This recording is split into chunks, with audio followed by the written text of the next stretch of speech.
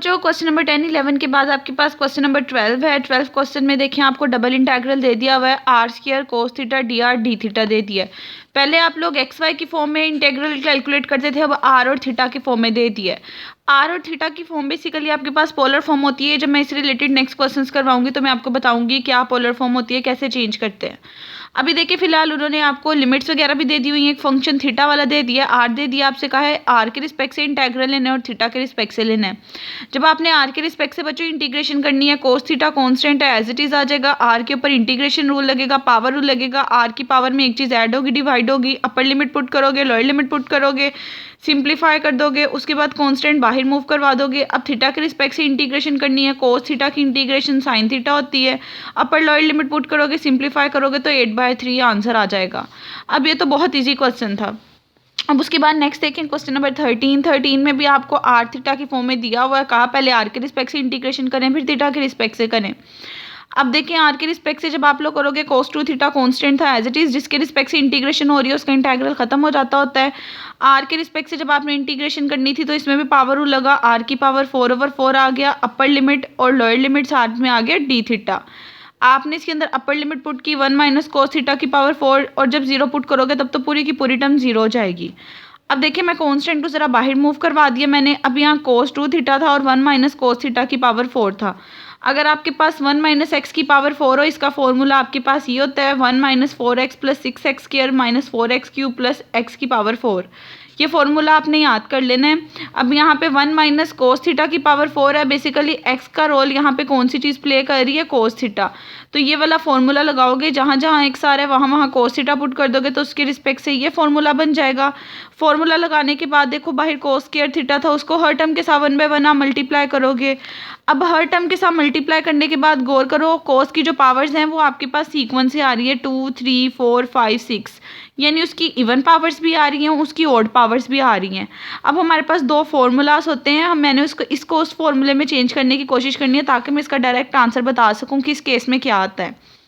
अब बच्चों एक चीज़ आपने सबसे पहले याद रखनी है, जब भी कभी आपके पास इंटीग्रेशन की लिमिट कोई भी दी हो, लेट से 0 से 2 पाई दी हो, अगर आप नेक्स्ट स्टेप में उसकी जो इंटीग्रेशन की अपर लिमिट है उसको हाफ कर दो, यानी 2 पाई थी, 2 पाई का हाफ क्या होता है पाई, तो उसके साथ हमेशा 2 लास्ट में मल्टीप्लाई होगा। यानी कोई भी इंटीग्रेशन दे दी गई है, फॉर एग्जांपल 0 से 4 इंटीग्रल दे दिया गया है, अगर आप इसकी लिमिट को 0 से 2 में चेंज कर दो यानी अपर लिमिट का हाफ कर दो तो साथ में 2 लास्ट में मल्टीप्लाई होगा।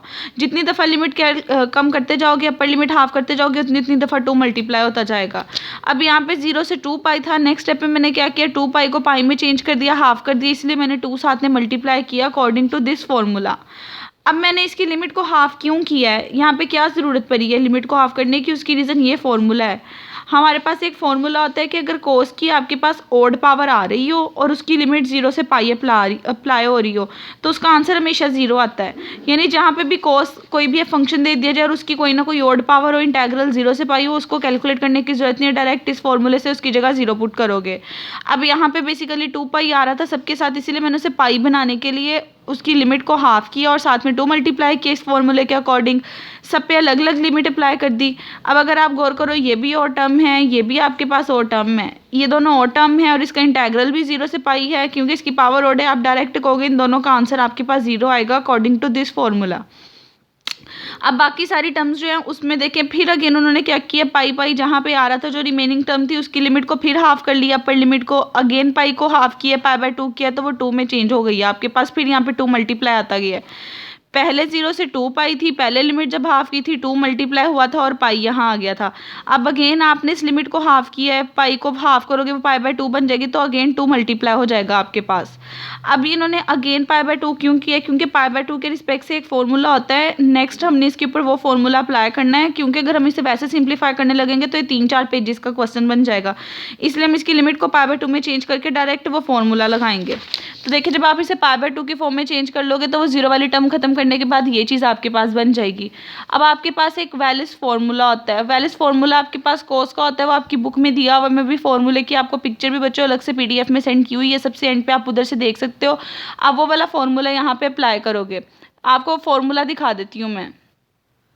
बच्चों ये आपके पास फॉर्मूला आता है कि अगर कोस की कोई भी पावर आ रही है और उसका इंटेग्रल 0 से π/2 आ रहा हो तो उसका फॉर्मूला किस में चेंज हो जाता है। अगर वो ऑड नंबर हो तो ये फॉर्मूला लगाना है, अगर वो इवन नंबर हो तो ये फॉर्मूला लगाना है। आपने ये वाला फॉर्मूला यहाँ यूज़ करना है। देखिए जैसे यहाँ कोस की पावर 2 है, 2 आपके पास एक इवन नंबर है तो 2 के लिए यहाँ पे n की जगह 2 पुट करोगे तो 2 - 1/2। देखिए बच्चों वहाँ तक पुट करना है जहाँ तक नेगेटिव नंबर नहीं आता। अब देखिए आप 2 - 1 करोगे, जब नेक्स्ट देखिए अगर मैं यहाँ 2 पुट करती तो वो 2 - 3/2 - 2 हो जाना था। इसलिए इस टर्म पे नहीं जाना, जो वैल्यू आपने पुट करनी है ध्यान रखना है कि आपके उसके अकॉर्डिंग नेक्स्ट टर्म 0 नहीं आनी चाहिए। यहाँ पे 2 था तो मैंने जस्ट एक टर्म पुट की, क्योंकि अगर मैं नेक्स्ट में पुट करती तो 2 - 2 0 जाना था। तो इसका इंटेग्रल कैलकुलेट करने की जरूरत नहीं, इसका डायरेक्ट आंसर आ जाएगा आपके पास 2 - 1/2 आ रहता है 1/2 और साथ में π/2 मल्टीप्लाई होना था तो ये आ गया। सिमिलरली जब 4 पुट करोगे तो 2 टर्म्स होंगी, 6 पुट करोगे तो 3 टर्म्स होंगी, ये आंसर आ जाएगा।